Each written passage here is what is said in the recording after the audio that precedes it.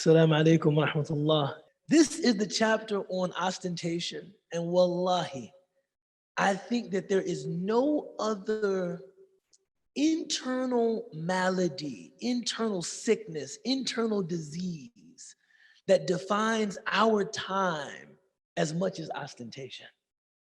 We live in ways in which we're able to display very curated images and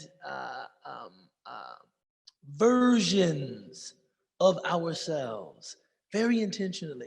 We can do that with such precision that even when we're not being watched by people, sometimes we imagine that we're being watched by people. You know, there's one quote in the commentary on this chapter.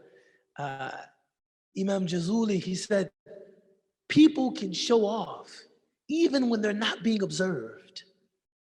It's like the person that reads something interesting or hears something interesting and jots it down for the purpose of mentioning that fact in a gathering so that they can earn some praise. Or I'm like, he knew nothing about Twitter.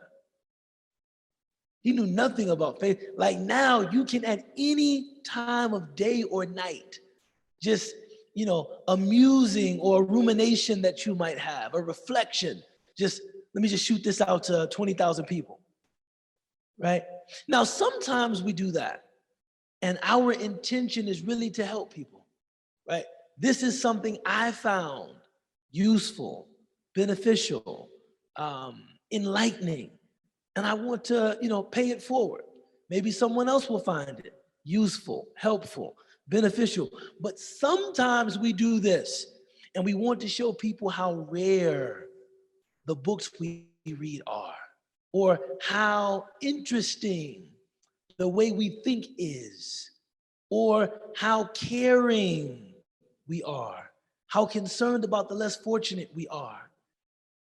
And even though I think to seek validation from people is a part of our frail human condition, it is still something that should be tempered by recognizing that God and God alone is who you should care about watching your deeds. Because it is only God that can actually benefit you or harm you on account of your deeds. No one else. You know, the Prophet sallallahu alaihi wasallam, he said that riya, ostentation or showing off, fi a'mal salihah, in good deeds, not showing off in anything else. It's not in it. You know, one thing that we have to recognize is that there are some things, if you want to display the interior decor of your home, that's not ostentation. I mean, I might tell you to be careful about that because you don't want to attract the evil eye, right? You don't want to, you don't want people to envy you. I might say, you know, be careful with that. If you want to show people how nice, you know, your dinner was, and you know you want to put that on IG, that's not, you know, ostentation. As we're discussing it in a book like Mutaharatul Qulub, it's about religious acts. It's about piety. It's about devotion. It's about making a show of things like that, right? Showing people, right? Taking like a selfie of like your red eyes, like up praying to Hajj tonight. The struggle is real. Take it to the floor. I mean, I have actually seen captions like this. Taking it to the floor tonight. On my mat tonight. Now, if someone is doing this, and through this, they aim to inspire other people. Like, I want people to know I'm up praying at night so that maybe they will too get up and pray at night. That could be a valid intention, but you still want to be very careful with that. He begins, right, and this is the longest chapter in this book. He says, ostentation.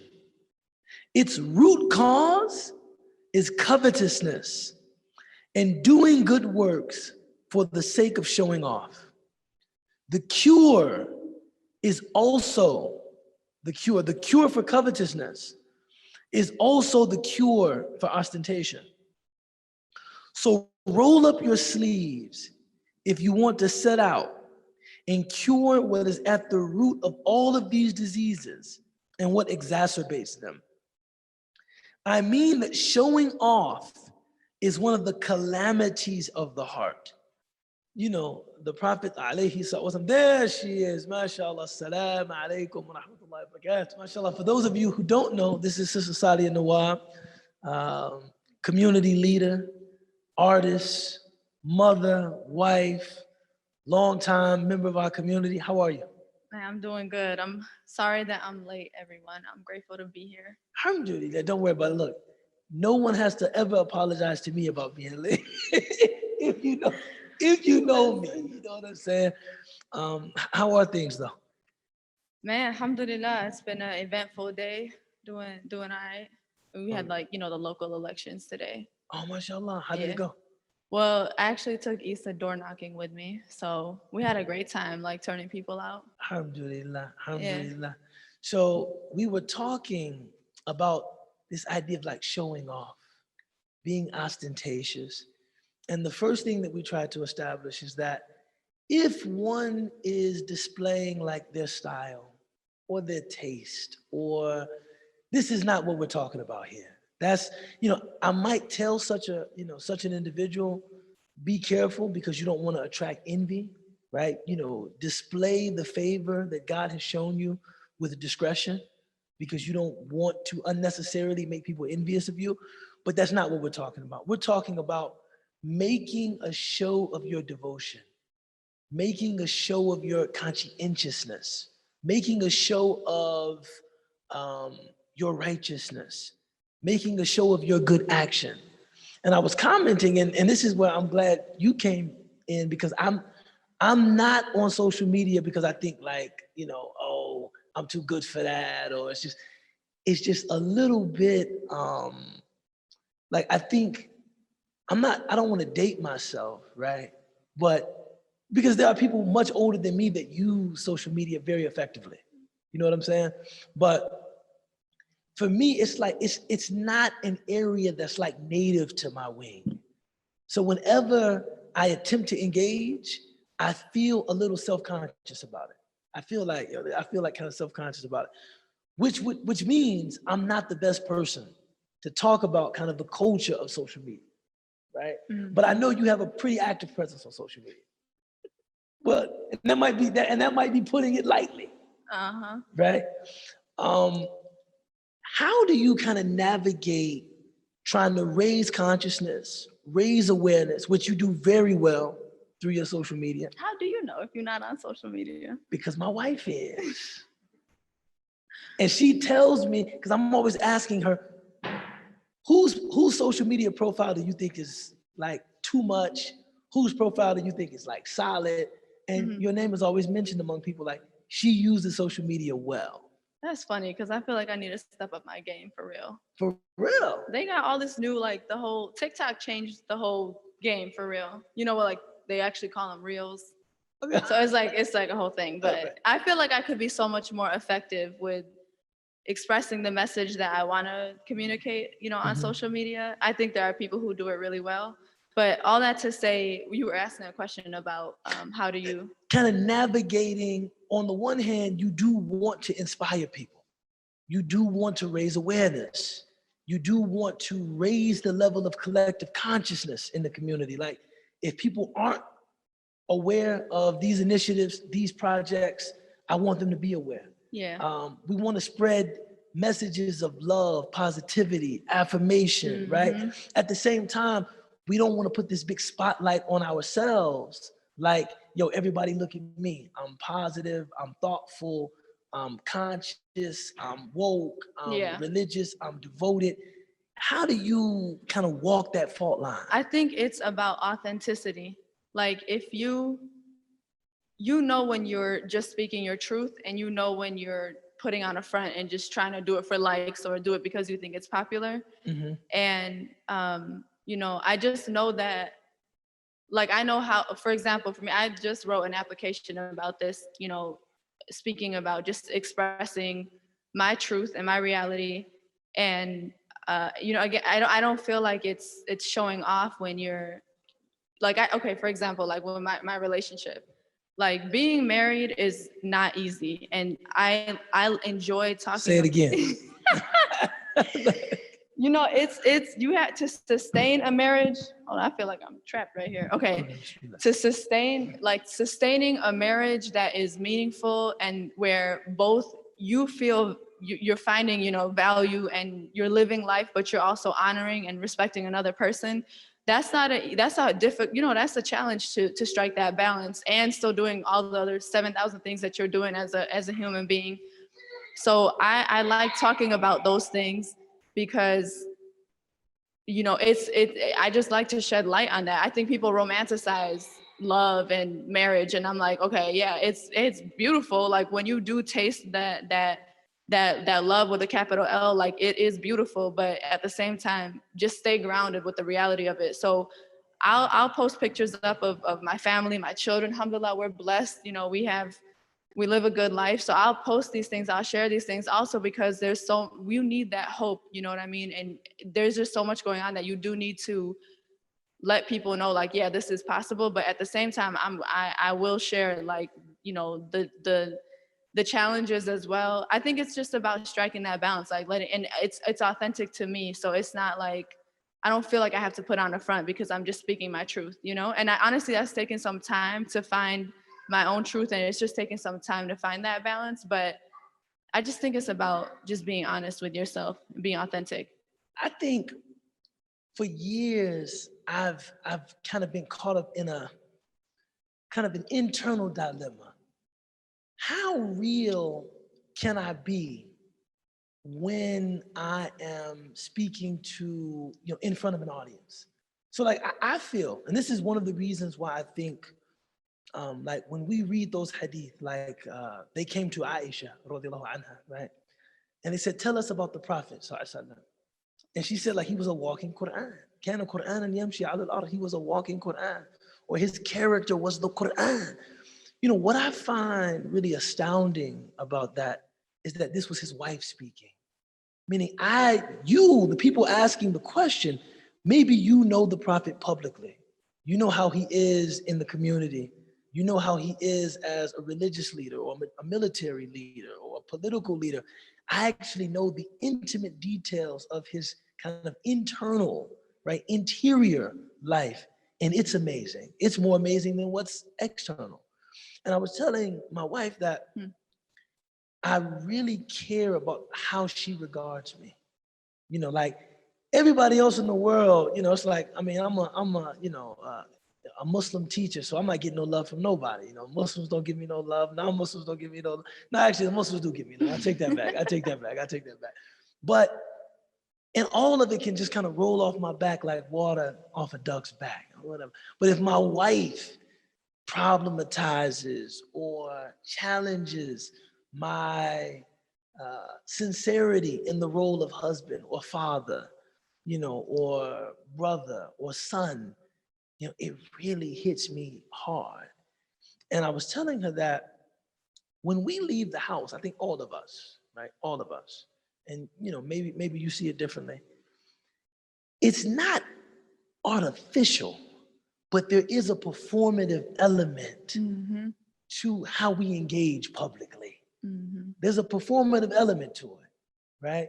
So when I'm choosing how I want to talk about my politics or my personal life or my devotion, I guess what challenges me is like, on what basis am I choosing? Am I really choosing stuff that would make me look some way that I don't want to look?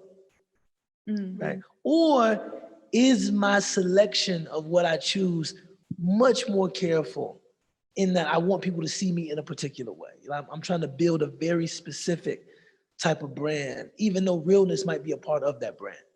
You get, Yeah. you feel me? And is that in some way just might that push me to a kind of blameworthy showing off or ostentation or something like that? Yeah. Well, I guess, I mean, I've been thinking about this for years, so I'm not saying you just got to answer. but I'm saying, do you feel like you're still doing that though? Like, I feel like probably in the beginning of your public, career, and I'm sure there's moments like when this civil rights movement that we're in, when that kind of happened last year, I'm sure, it was moments to reflect, like, am I really being real, or am I kind of just saying this because it's a wave? And it's subconscious sometimes too.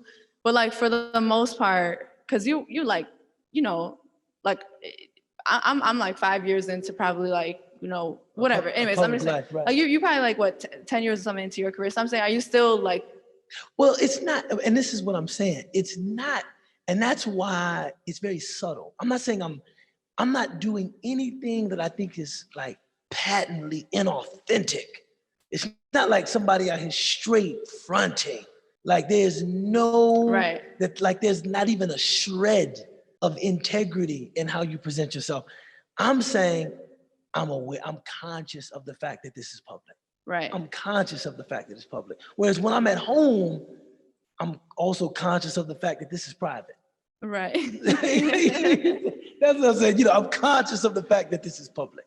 And so here, the Imam is saying, if you do something of devotion, not like style or something like that, or talking about food, but if you do something of devotion, but other than the sake of Allah, meaning there's some ulterior motive, there's something else that you want, meaning that Allah knows is not enough.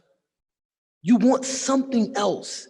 The Imam is saying that's something you want to work on. That's something you got to watch out for. You see what I'm saying? Yeah. Yeah. And it's difficult to kind of, it's a very subtle distinction. I think about that as it relates to my family, because my public life, my community life is different from like my family, and the cultures are very different too. So it's like a whole nother layer of things to navigate in like that more personal life. Now I'm not talking about like my husband and my children. I'm talking about like the family I was born into and that culture.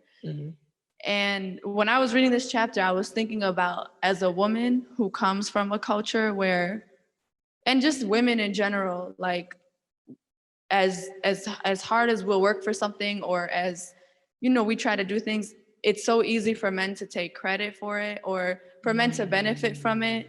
And also, like, we do things in the name of service and in the name of khidmah and in the name of these things, but it's also like conditioning and oppression, really, that we're just brainwashed, and like we're convincing ourselves that it's khidmah. We probably do. It is probably, service. We are serving, seeking Allah, but it's like when you just zoom out a little, it's very unfair how the role that women, how we navigate this world and in this physical body, and you know what I mean? So Absolutely. when I was reading this, I was thinking about, and because of where I'm at now, I'm 31 years old, and I've accomplished some things, and I'm trying to accomplish more. I'm at a place where I'm trying to like, facilitate leadership around me, so it's not all about me. And I'm just like navigating, just like also just trying to get my credit and because they were talking a lot about seeking praise, and I'm like, okay, but I just think it's important. Like I wonder, it's like, this is written by a man, right? So the performative gaze, like the gaze of is a different experience. So I feel like as a woman, I have, like, that was what I was grappling with. How much of, like, I just, what I mean? I'd be like, how much of this can I really apply? And how much of this is like, it's just different. You know what I mean? No, honestly, I do know what you mean, because I was talking to a brother last night, and I told him, I said, a lot of people would find it distasteful to,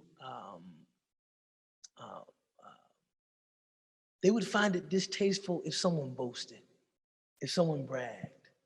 And I said, culturally among African Americans, boasting and bragging are not really culturally distasteful. And they were like, really? I said, well, when you live in a society that is trying to take your self-worth, take your esteem. Mm-hmm. Boasting and bragging become acts of resistance. Mm-hmm. So when Ali is saying, I'm pretty, right? I'm black and I'm pretty. Right. To someone else that isn't really initiated in kind of the contours of African-American culture, it might sound like distasteful boasting. If you really were pretty, there would be no need to say that. But when you begin to understand the social context Mm-hmm. in which that boasting is occurring, you begin to understand its utility differently. That it's not just this spiritual ill, this spiritual sickness of boasting and bragging that needs to be extricated, removed, relinquished. Right. You begin to kind of understand that, well, in this context, it looks different. So what I think I hear you saying Mm-hmm. is that as a woman doing this work, being recognized and wanting to be recognized, Mm-hmm. and maybe even wanting to be praised for the work that you do, it's not simply because my worship of Allah is inadequate, or because I'm not content with the fact that God watches, and that due to that I don't need anything else. It's like, no, there's a very real social function, Mm-hmm. right? That is also a part of my spirituality. That being able to highlight my work and some of the good things that I've done, and even myself to some degree, so that I'm not lost. Mm-hmm.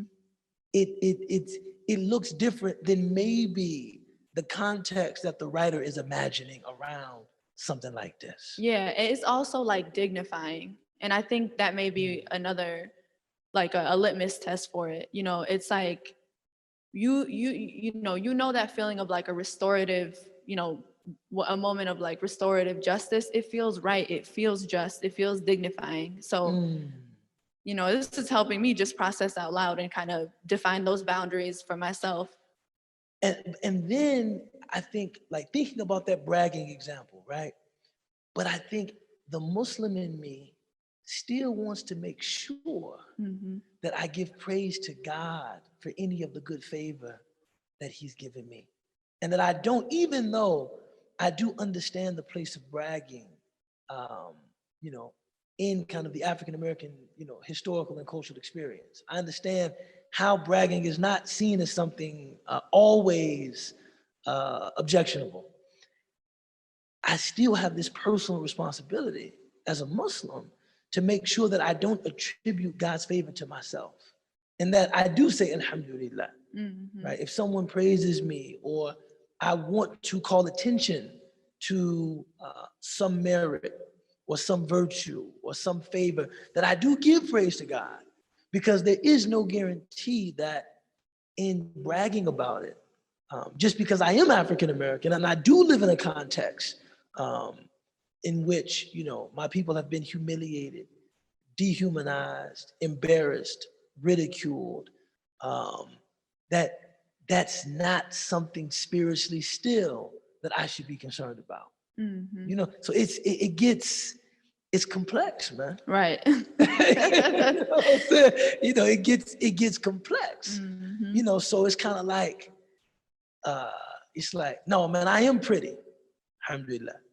You know what I'm saying? So it's like you're trying to, it's complex, but I do feel what you're saying. Like, no, it feels just, and it feels dignifying to be able to highlight some of the things that I do, some of the work that I do, and actively seeking praise for it. Right. However, I would make one fundamental distinction. I don't know that you do, but usually you're not on social media talking about like the prayer that you prayed the other night. Or maybe you do. The prayer that I missed the other night. The prayer that or I was up praying the other night, or what I read from the Quran yesterday, or something like that. Or maybe that's also fair game. I don't know. Yeah, I mean, so in terms of like acts of worship, I mean, acts of worship.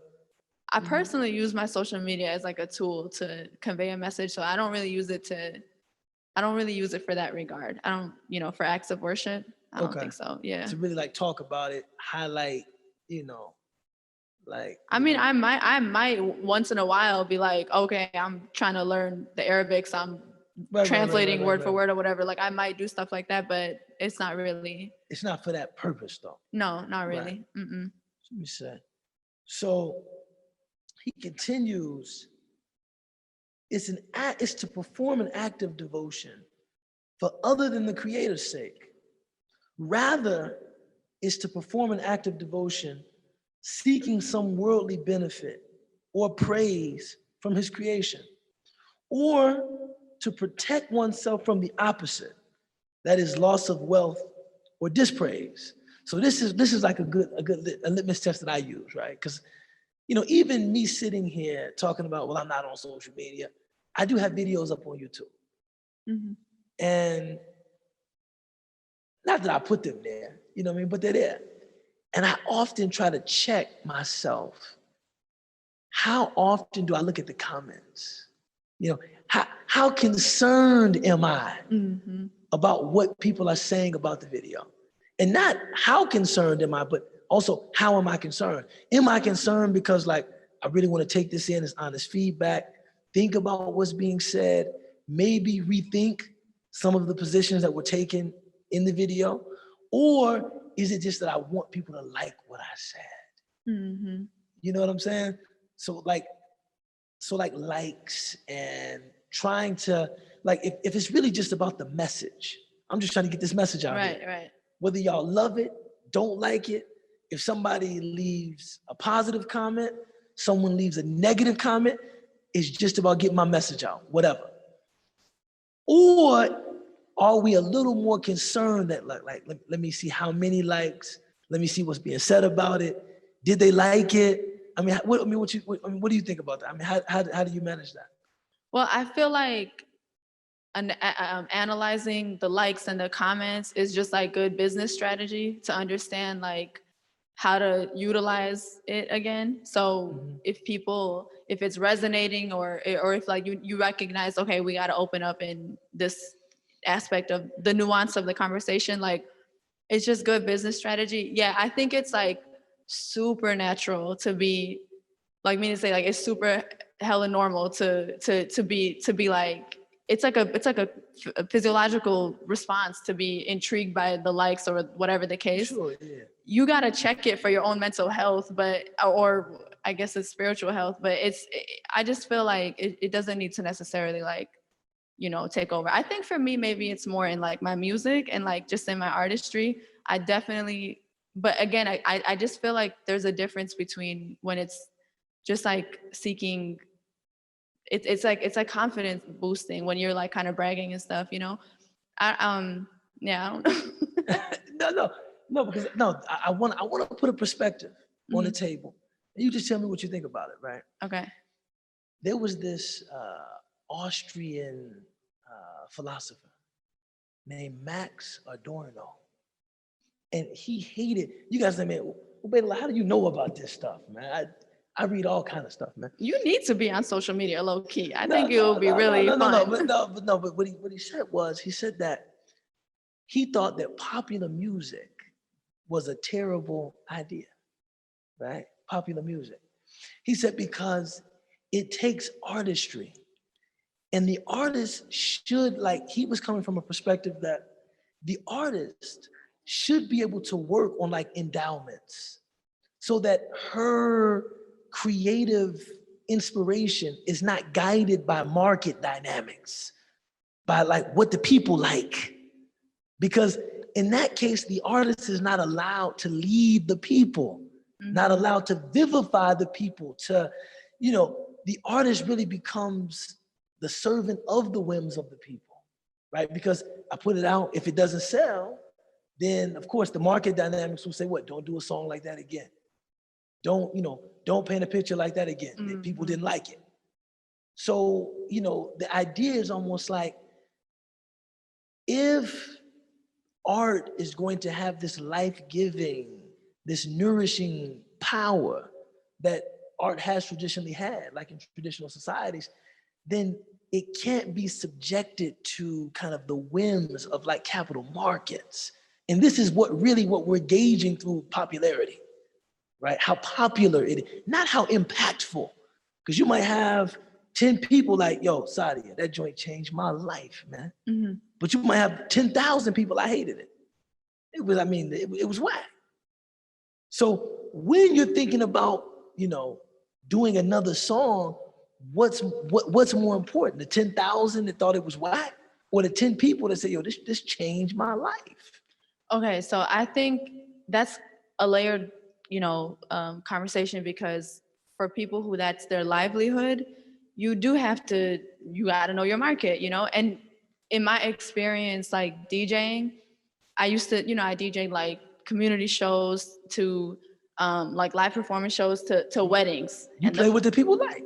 The weddings that was where, but I had to find a balance of playing what the people like and then just doing my thing, because I knew you have to also just trust your own, like, I just know it was gonna be dope, and I know it was gonna be like funky, and I know it was gonna work out. But I'm just saying all this to say, we were talking about this earlier today about how, like, you don't want to just simply cater to the people, but also you do have to know what's going to get them on the dance floor or whatever the case is. So I think it's a balance, and also, like, I think it's about, again, just that authenticity, like speaking to yourself. And I'm gonna explain why.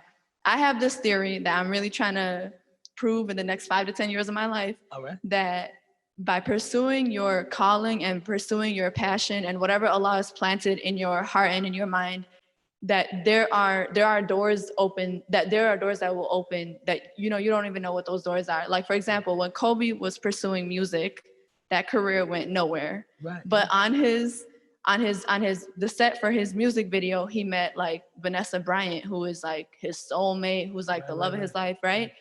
And it's like, okay, so maybe pursuing music was to get him to that brought him, Sure. 4 girls, et cetera, right? So I'm saying, and even, other people other artists who I won't even talk about, but but I'm just saying that there are, again, like, you just don't know what doors open. So I'm just saying, when you really are in tune with and you tap into what that calling is and what that, you know what I mean? Like, what Allah is calling you into, you don't know where that'll take you. So you just gotta, I don't know, you gotta know how to cancel out the noise is really what it is. I feel like all this is about, like, just being in tune and, like, really, like, cutting out the noise. So you could cut out the noise of, like, okay, I'm tripping, this is just about my ego, or I just threw in that I read that, did them extra rakas or whatever just for praise or whatever. Like, you just have to know how to cut out the noise. I think part of this is about that. Like, it's just about, like, Jedi master, like, just cutting out what's unnecessary and just focusing on what you got to do. You know what I'm saying? I do, but I think the way that, for me, I test that is, if I'm walking my path and I'm in my purpose, right? I'm answering my calling. How concerned am I that people like or accept what I'm doing? And that if it's really something I believe to be my calling, it should be enough that I'm satisfied that God is pleased with what I'm doing, even if the people don't like it, right? Even if the people don't like it, even if the people think, yo, what are you, like really, like, what are you doing? Right? So I do think, to his point, if, like, and to your point, I think that this is a beautiful symmetry, right, between what's being stated in the book and what you're stating. If you're doing something that you are convinced is like, yo, this is my calling, and then you learn that people don't like it. Yeah. People are, criticizing you. People are knocking what you do. Will you change? Yeah, that's deep, because, okay, it could work. It could be like, I know it's deep, but, like, even looking at, like, Prophet Noah and him, constructing this ark in the middle of the desert, and people looking at him like he's crazy, but he knows that's what he has to do. So it could work on that end of the spectrum, where you're just so, like, I just know what I got to do, and I don't even care what you have to say. Or it could also be where sometimes people will find, like, lunatic in that, where they're, like, so gung-ho about some idea that it's like, you're actually creating more stress and tension and fitna for others by pursuing this idea. But then for me, like I'm currently experiencing something like that where, I feel like there are just things that I'm doing in my life where I feel like people are pursuing ideas that I'm like, I just don't see. I see the good in it, but it just feels it's distracting. So what I'm saying is we got to zoom out a little and recognize there's like an author, like playing these puppets and create, this just might be the path, the test that we're on. There's, you know what I mean? It's just about like persevering. And it goes back to what we were talking about at the beginning about it just takes time sometimes to like find yourself or to get on the other side, to go through the test and, come out on the other end. No, I'm not sure. But also part of what I'm thinking about with this is like in my personal life is, again, with my family, I feel like that's where for me, it's less even on social media. It's more like in that, in the family realm, for example, where it's not too personal. It is a little public, but it's not like super public. I feel that's where a lot of, I apply some of these things. And again, even there, I feel like, it's like, I just think it's about just that truth. I love what they were talking about with the sincerity and the purification, about like just seeking that, purity in your intention, renewing your intention. And I think with time, like I've at least found that time tells the truth, and that, you know what I mean? Like it just comes out over time. That was really my next point, because the next line he mentions is that the worst aspect of this is making a pretentious display of virtue. A person pretends to be virtuous. And I started thinking about, a lot of the virtues that we aspire toward, they don't really recognize themselves, and they certainly don't announce themselves. See, a person of humility does not say, I'm humble, right? A person of sincerity does not say, hey man, look, I'm the most sincere person in here, man. I'm just gonna keep it a buck with you, man. Ain't nobody in here more sincere than me. A person of, I've actually found the opposite to be true. That people of great sincerity are always worried about their sincerity, right? People of real humility are always worried about pride, right? And sometimes I think, and I just see some divergences between that and this culture of like affirmation, right? But Right. as you were saying, affirmation might really speak to you as a woman. Like I feel the need, and I feel great, I feel great liberation in affirming certain things about myself. I mean, how does one strike a balance there? I mean, what do you think?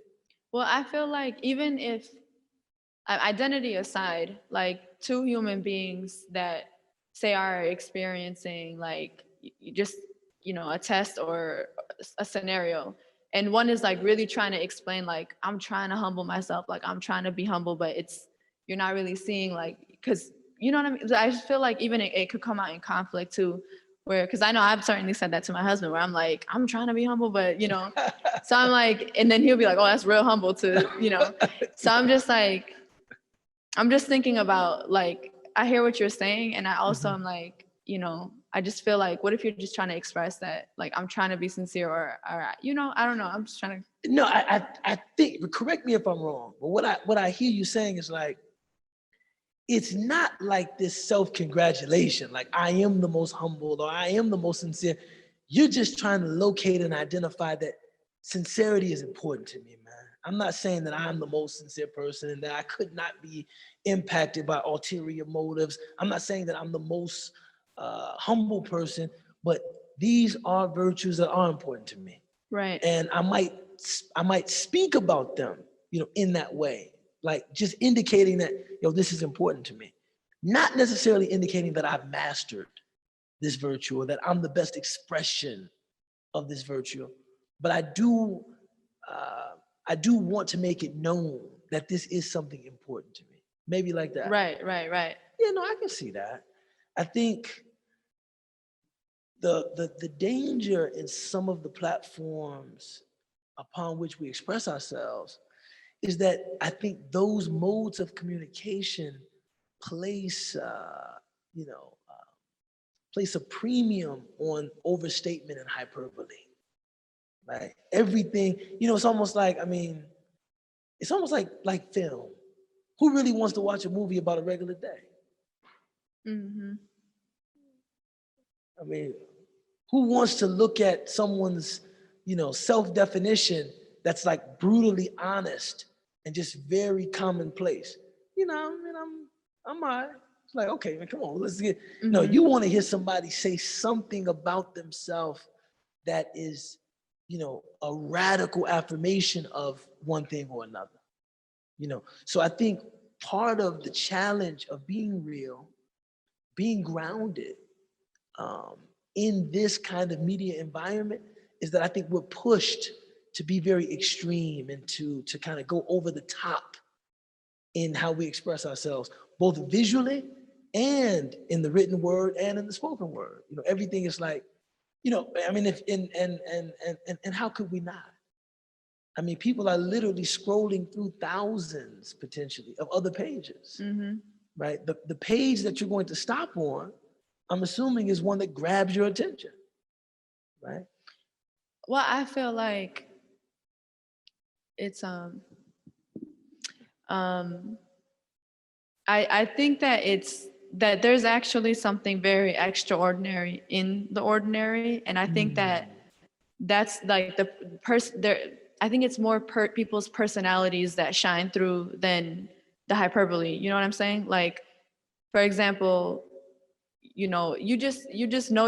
I don't know. I think that's part of like just appreciating, again, people for who they are and what they have to offer. Like that.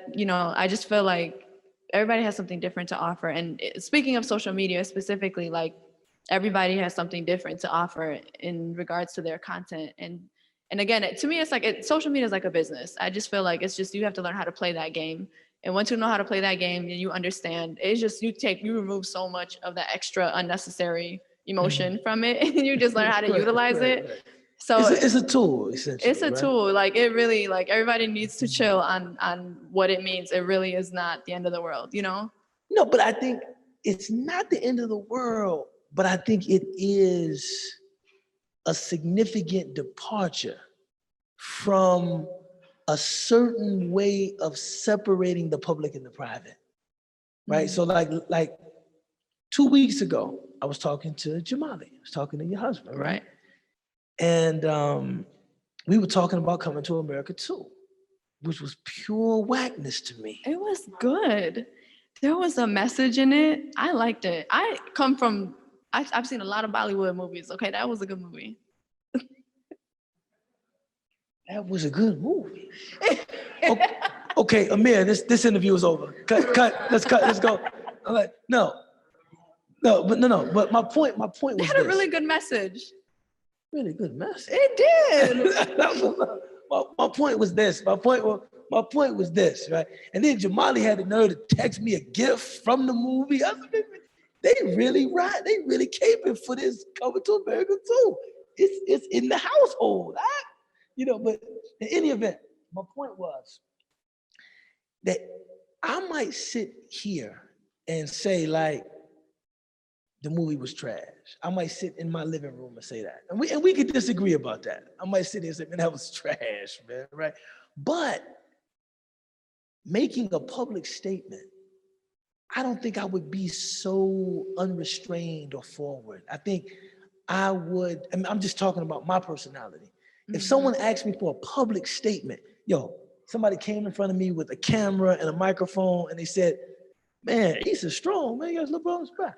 But if somebody came in front of me with a microphone and a camera, and they said, give us a testimonial or a statement about Coming to America too. I know that I would moderate my criticism of. For sure. I would say, well, I'm sure the writers worked as hard and as diligently as they could, and the actors were trying a number of devices that some of them, worked well and some of them didn't. But, right. We hope that it provided some enjoyment for some families somewhere. you would say something, but it wouldn't be, this is trash. Right. Right? Right? You know what I'm saying? What is it about social media that somehow that distinction doesn't appear to be there? A person will say on their social media about a public figure, or this is trash, this was garbage, it's like, I come from an era where it's like, yeah, that's something you say in your living room of your house, but not if they put you wouldn't be so. Yeah. And I think like that's a significant change. I think people are being raised with social media. So I feel like it's becoming the living room for a lot of people, where you spend all your time, a lot of your time on social media. It's a world in and of itself. So I think that those boundaries are changing, like on social media, but it's different for people who are growing up with, we didn't even grow up. We had the AOL. We remember that sound, like, yeah, it was different. And so I'm saying, like, especially for our children and just for the current generation that's really running it, on social media, is like, it's different. It's a different ball game. And so when people talk about it being like the end of the world, I don't think it's the end of the world, but it does represent a consequence to this radical democratizing of media, right? When everybody can publicize what they want to say. However, I don't think everybody understands the responsibility of being a public figure, or, because it is different. There's things that I would say to you and Jamali, if me, you, Jamali, and Hadia were having dinner, that I wouldn't just say in front of 100,000 people. Right. Because of certain standards of decency or community or understanding, etc., that I also want to maintain, right? That I feel like might be relaxed when speaking off the record in private space. And I do recognize the consequences of people not seeing that distinction. Like, people are talking in front of hundreds of thousands of people, like they're talking to just their friend on a telephone. Right. That's different. Ahmedu. MashaAllah. Look, I stopped the whole class with just a crawl. Then I come to a sitting position. Pull on the pant leg. Then I just look around for a minute. Say, who, me? Yeah, I boast a little bit too. So there's actually somebody on social media who I particularly like the way they show up, which is what you're saying, very transparent, has a huge following and people who engage with that person's page, and will say things like, I'm humble, like, and also very braggadocious at the same time. So I kind of appreciate that, though, because I feel it shows the human, and I feel I feel like I don't know, I just feel like it just, when people are a little too comfortable knowing like how to perform in certain spaces, and then how to be too lax, or let it just be like more laid back in other spaces, that kind of makes you a little uncomfortable. Makes me uncomfortable, because I'm like, I don't know how to digest, I don't know how to read that, and I don't know how I need to behave then sometimes. I don't want to feel like I'm putting on a front, because I'm like, whatever you said that in private was so powerful, you should say that in public, because I think we underestimate sometimes the way that people relate to us, and it sometimes creates these super stuffy, public spaces that's like unnecessary, and it's just not authentic to how we engage and interact as human beings. And I think that's from the tradition. I feel part of the tradition is like, it was authentic and it was real. You had women who was like showing their,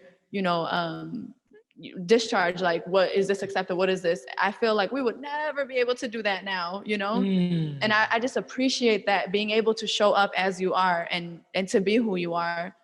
That was a different way of thinking about it, man. It's a different way of thinking about it. Like the idea that if I can be in front of hundreds of thousands of people, like I would be in my living room. You ain't never switched up then. That's actually a good thing. Right. It's a different way of thinking about it, because I think about those two settings as demanding, like what is appropriate, what is called for in each setting is in fact different. It's just like the saying that bad manners with those whom you love is good manners, right? Because how you show love is that we don't need any formality. Right. I'm not gonna call Jamali Mister. I don't call him Sir. I'm not going to kind of engage with that, very performative kind of decency, because we actually have love. So we don't really need as much of that.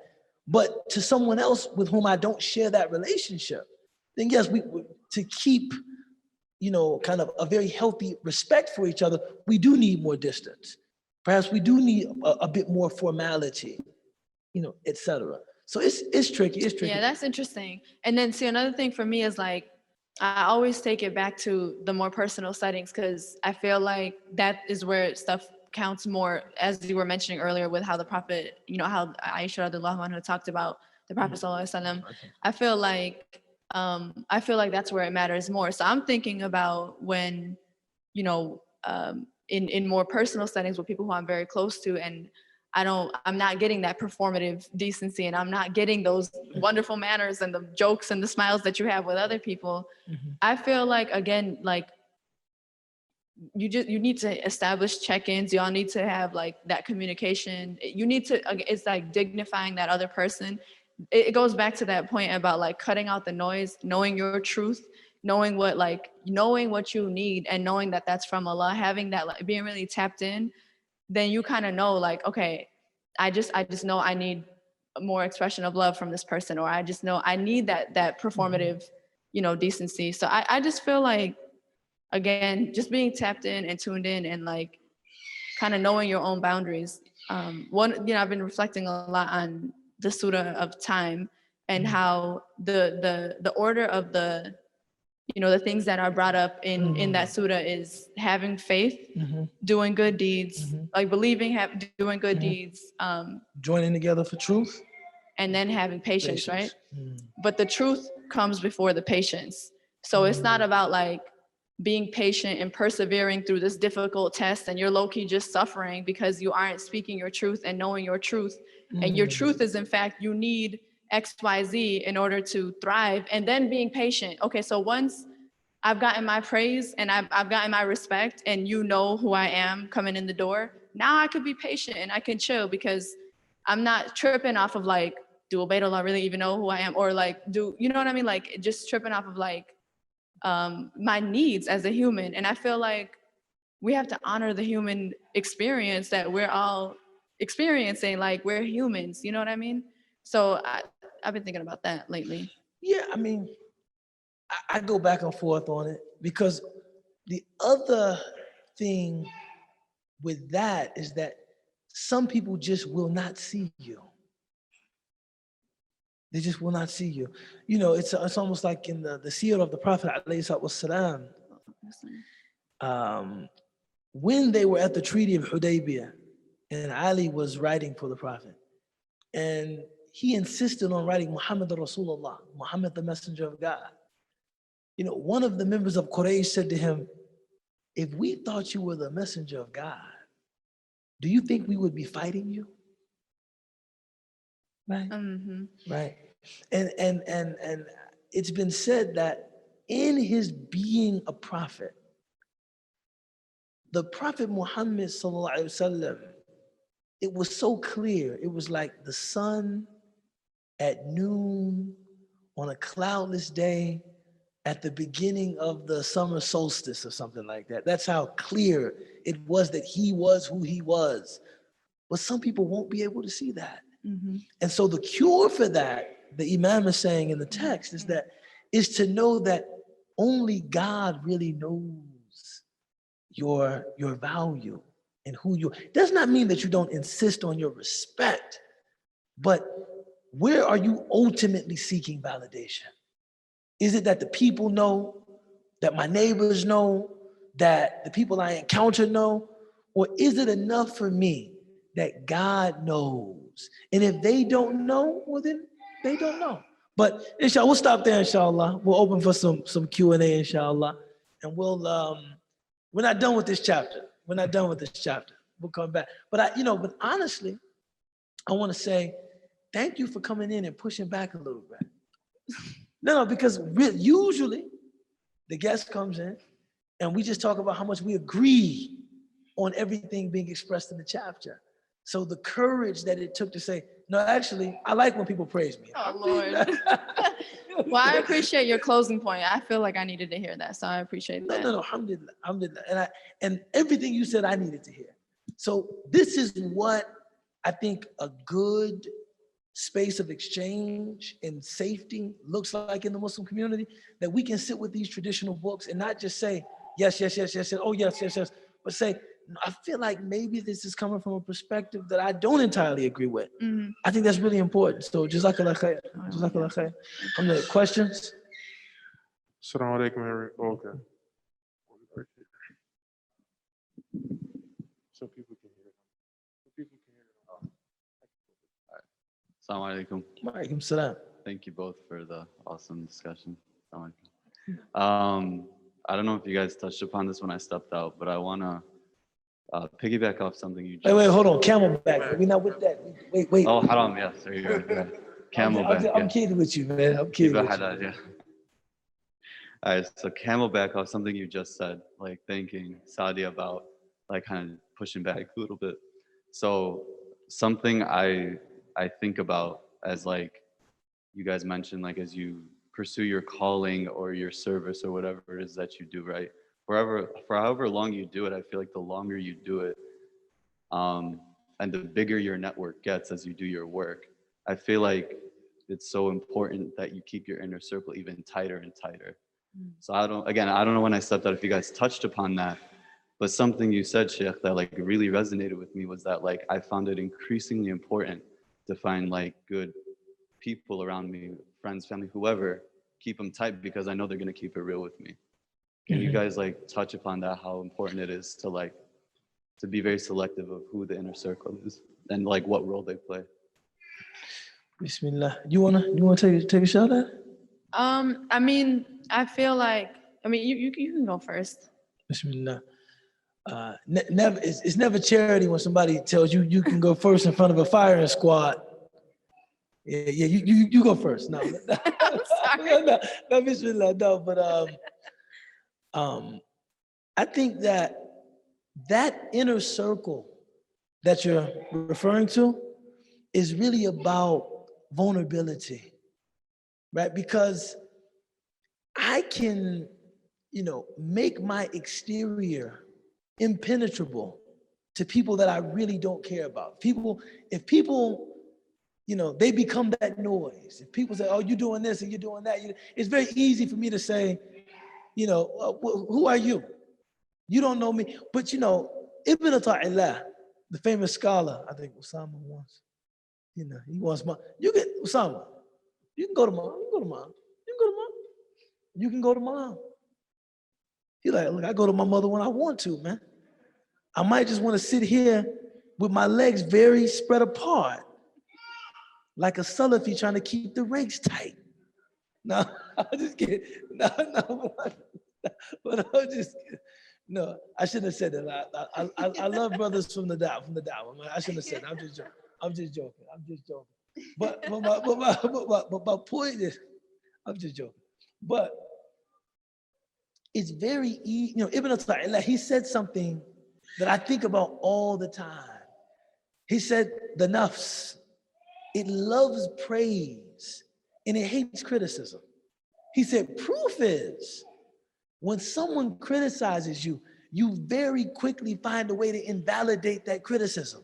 Who are you? You don't know me. How do you know? He said, you never say the same thing when people praise you. When somebody praises you, you don't say, who are you? How do you know? You don't really know me. You just say what? Thank you. You're very thoughtful. Thank you. But if somebody says, you're very inconsiderate, who are you? You don't know me. Who are you to judge me? But if they said something positive about you, you let them judge you. right? So it's very easy for people outside your circle for you to say, oh, you don't really. People inside your circle are people you're willing to express some vulnerability to. That them saying, you know, that last album you put out, that wasn't it, bro. No, you know what I'm saying? That wasn't. Nah, I didn't like it. You know, it doesn't express you. I don't know who helped you with that, but that's not it. Like to actually allow that in, right? You know, I remember once I probably was on some stage and I got carried away, man. And afterward, my wife was like, okay, tonight you were in full performance mode. I don't know. Nothing you said was true. I said, wait, hold on. Wait. I said, wait a second now. Wait, hold on now. Wait a minute. Right? But to have people that you will actually accept that criticism, that your closeness to them will not allow your nafs to just jettison, dismiss, discard what they say. I think that's an important part of actually retaining your sanity, man. Mm-hmm. And not ending up in some self-affirming, self-ingratiating myth that's not a real life. Having people that can say, no, you need to work on this. I think it's really important, man. It's really important. I think that was mentioned in the chapter about something about blame and like, or not being able to receive like. To receive blame. Right. Right. I mean, you know, in my line of work, it's common practice to like debrief and to refine practices. So that was deep for me, and I think what you're saying is like it's about, again, like I love how you framed it about just retaining your sanity. It's ultimately better for you to be able to kind of like take it, you know? Just deal with it. I mean, sometimes when I'm criticized, I say to myself, if I accept the criticism, how will it hurt me? The only way it will hurt me is if it breaks this fragile facade that I was perfect. But I shouldn't have that anyway. You know, and if somebody is ill-intentioned in their criticism, that actually takes their power away from them. Somebody wants to like break you down and they say, you're this, and you say, it's probably true. I need to think about it. They're like, wait, you're not gonna curse me out? You're not gonna cry? You're not gonna break down? Mm-hmm. Oh, forget it. You know, you say, well, you know, I'm a work in progress. You know, they say, God ain't done with me, not yet. You know, I mean, having people like that in your life, man, is essential in my estimation. Other things? Does anybody in the space have any more questions? I'll have my wife go over there.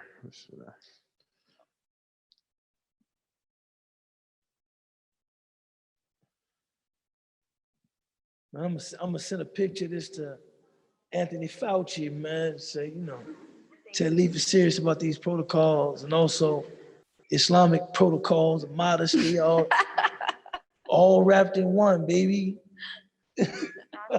I thought he saw me and was like punking me, like, nah, I'm not gonna do that. I was mad confused, dog, but I feel like I'm just here to be like your daily hip hop lyric person. But this conversation really reminded me of a quote from one of the greatest to ever do it, in my opinion, Six God Drake. But the lyric I'm thinking of, you guys can laugh, but he's a goat. The lyric that this conversation kind of reminded me of, and what's crazy is I just said it to my sister the other day, was, what's the move? Can I tell the truth? If I was doing this for you, then I've got nothing left to prove. This for me, though. So for me, that's been very inspirational in I would say like over the past few years, because for so much of my youth, I feel like I've sought validation externally. And even like the things I'd be doing, like working out or, going to this show or dressing a certain way, it was almost, in this vein of like performance, right? You're just kind of on autopilot where you're dressing or acting or seeking this approval from people. And at the end of the day, it's like, if you can't create that yourself for yourself, what are you really living for? And so that lyric came up for me because lately I've been really trying to just get fit because it just helps with my mental health and all this energy that you have, you're just cooped up in the house. And so when I heard that lyric recently, it really hit home for me in a different way. And so I think, of course, reliance on God, but also self-affirming yourself in a way that's humble and not pompous can really reframe your entire perspective on things. No, mashallah. And that was, I actually think about that often. How much of what we're doing is for ourselves? How much of it is for God? And how much of it is for other people? Right? And I think that much of what we do is some strange amalgam of all three, and I don't think that is necessarily bad. What the author of this book is maintaining is that when it comes to your worship, your acts of devotion, make sure that those are just for God. If other things there are means through which you seek validation from people, that's okay. There's a certain natural human propensity to seek validation from other people, to be seen as intelligent or worthy or stylish or tasteful or creative, or that's okay. But he is saying, don't let your devotion slip into that.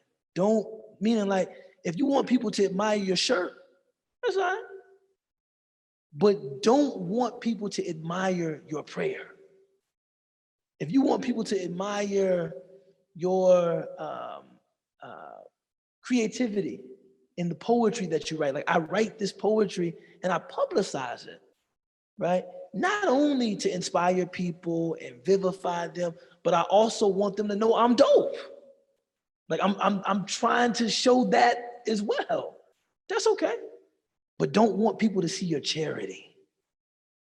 Like there's a difference between those two. You know what I'm saying? If it's like, I am trying to let people see my talent, but not my charity or my virtue. That look how honest I am. Or look at how thoughtful I am. Look at how devout I am. This is what the Imam is saying is a disease of the heart. You know what I'm saying? Bismillah. Right. Yeah, words have denotations and connotations, right? Performative has this connotation of inauthentic, fake, but that's not what I mean by it. I just mean intentional.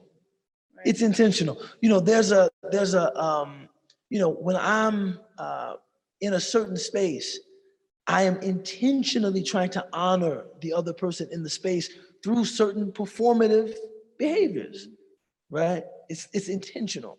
Whereas in another space, I might not be as intentional. I'm just kind of like going with the flow.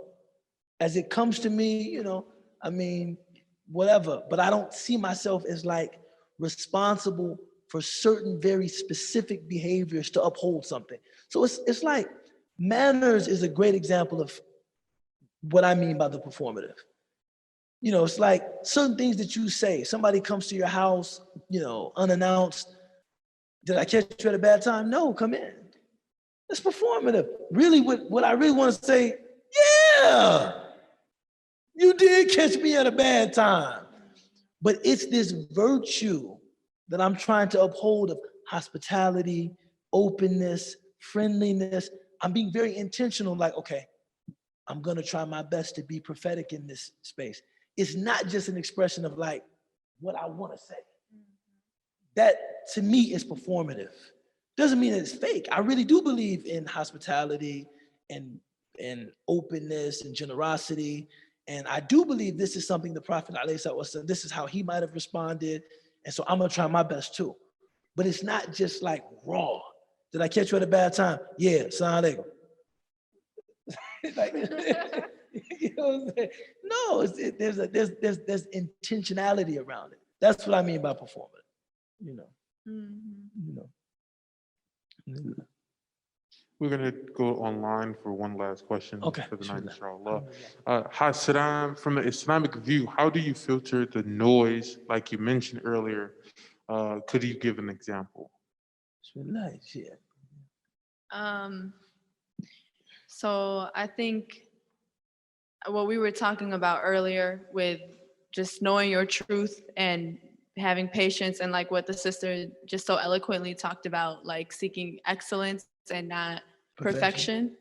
I think for me, that's how you know, cutting out the noise is, it's just being rooted, like knowing yourself, and again, being tapped in with what Allah wants for you. I think that requires introspection, that requires reflection.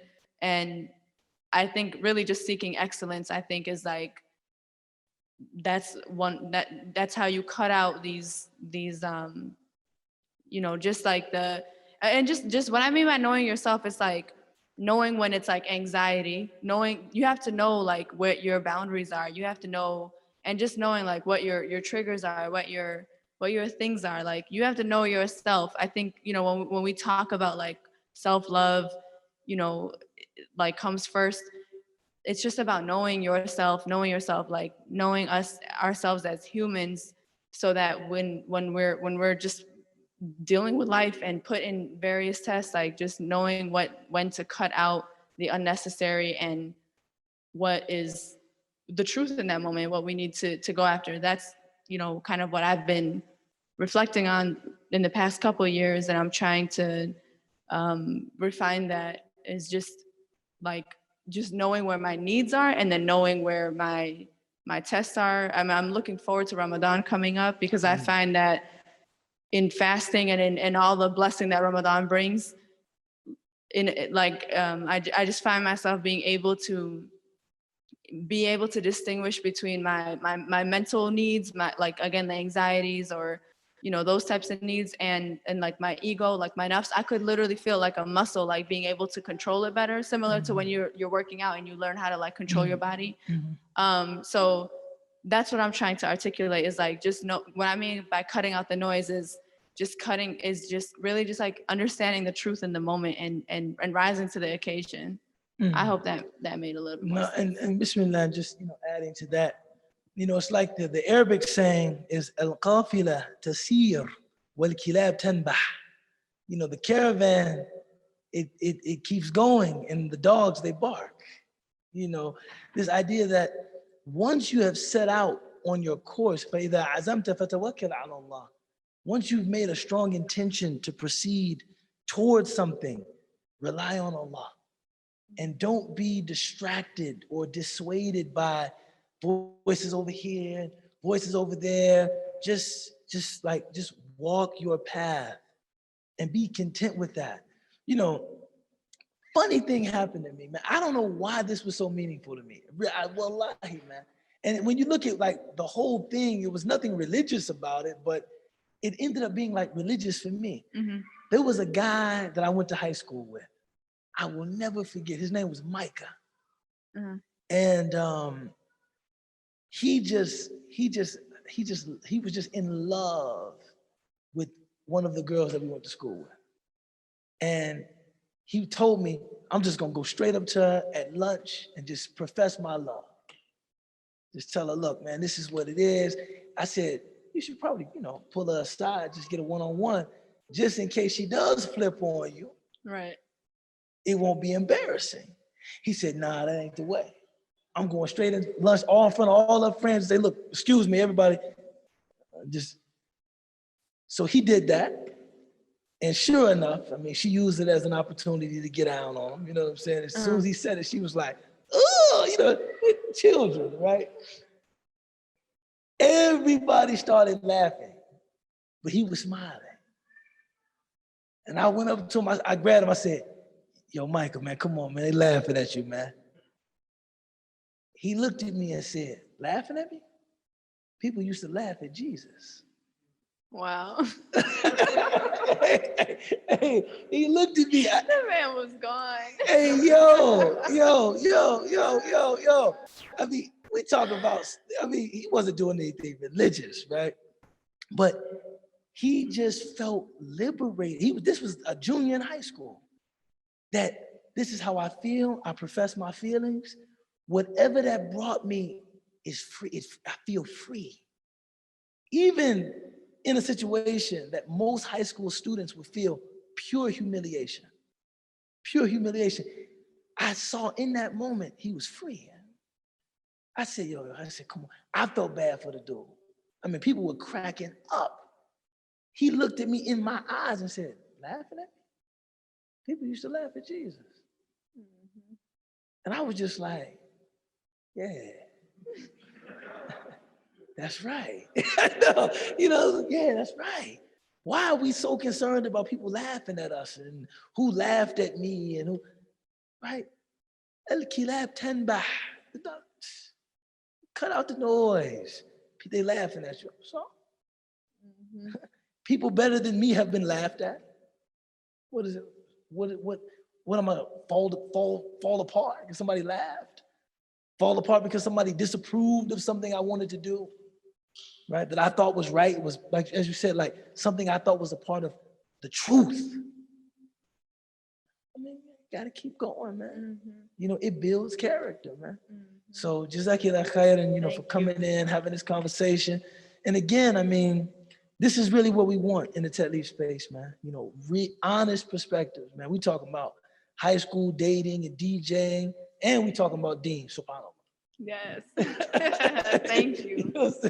Bismillahir Rahmanir Rahim. Al-Asr, inna al-insana lafi khusr, illa alladhina amanu wa amilu salihati wa tawasaw bil haqqi wa tawasaw bis sabr. Ameen ya Rabbal Alameen.